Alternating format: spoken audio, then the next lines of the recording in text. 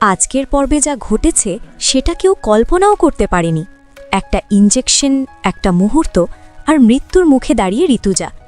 শেষ পর্যন্ত কে বাঁচালো তাকে জানলে আপনি অবাক হয়ে যাবেন। কম্পাস পাগলের মতো ছুটে যাচ্ছে ঋতুজার দিকে। গাড়ির ভিতরেই আতঙ্কে কাঁপতে কাঁপতে সে বলছে, দয়া করে তাড়াতাড়ি করুন, আমার খুব খারাপ লাগছে। মায়ের কিছু হয়ে গেলে আমি নিজেকে কখনো ক্ষমা করতে পারবো না।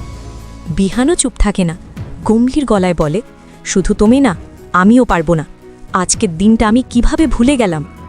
এদিকে আশ্রমে সম্পূর্ণ ভিন্ন দৃশ্য। ঋতুজা, রুদ্র আর ছোট ছোট বাচ্চারা মিলে উদযাপন করছে আশ্রম প্রতিষ্ঠার দিন। হাসি, আনন্দ, কেক কাটার মুহূর্ত। বাচ্চাদের জোড়াজড়িতে শেষ পর্যন্ত কেক কাটতে রাজি হয় ঋতুজা। সব কিছু স্বাভাবিক মনে হলেও আড়ালে লুকিয়ে আছে ভয়ঙ্কর এক ষড়যন্ত্র। দূরে দাঁড়িয়ে সেনাপতি, তার চোখ শুধুই ঋতুজার দিকে।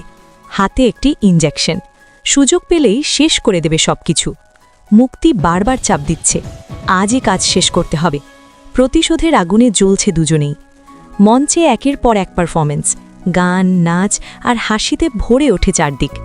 রুদ্র আবেগ নিয়ে বলে, দেখো মা, ওরা কত অল্পতে খুশি, অথচ আমাদের চাহিদার শেষ নেই। ঋতুজার চোখে জল এসে যায়। তার মনে পড়ে কম্পাসের কথা, আজ ও থাকলে ভালো হতো। ঠিক তখনই বাচ্চারা ঋতুজাকে স্টেজে নিয়ে যায়। আর এই সুযোগটাই খুঁজছিল সেনাপতি। সে ধীরে ধীরে এগিয়ে আসে, ইনজেকশনটা তুলেই দেয় ঋতুজার দিকে।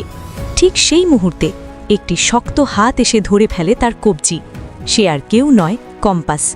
সবকিছু এক মুহূর্তে ওলটপালট হয়ে যায়। সেনাপতি পালানোর চেষ্টা করে আর কম্পাস তার পিছু নেয়। চারদিকে আতঙ্ক ছড়িয়ে পড়ে। বাচ্চারা দৌড়দৌড়ি শুরু করে, চারদিক বিশৃঙ্খলা। বিহান ছুটে এসে ঋতুজাকে জিজ্ঞেস করে, এটা কিভাবে হলো? এখানে তো এমন কখনো হয়নি।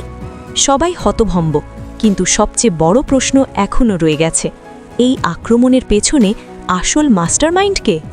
মুক্তি নাকি আরও বড় কেউ? কম্পাস কি পারবে সেনাপতিকে ধরতে? আর সত্যিটা কি সামনে আসবে?